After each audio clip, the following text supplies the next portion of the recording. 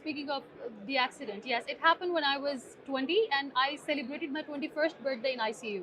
And that happened in a rural area of Pakistan.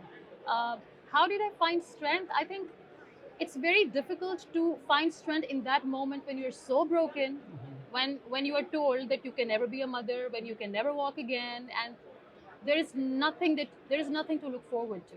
And I always say that when I was in ICU, my mother used to hold my hand because I used to cry so much. I used to scream because I was just so young.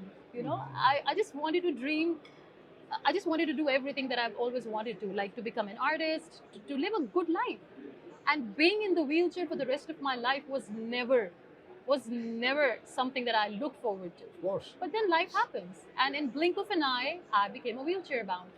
And there was a night when I was crying my eyes out, and my mother held my hand and she said, "This will pass, because nothing lasts forever. Yes. With every hardship comes ease.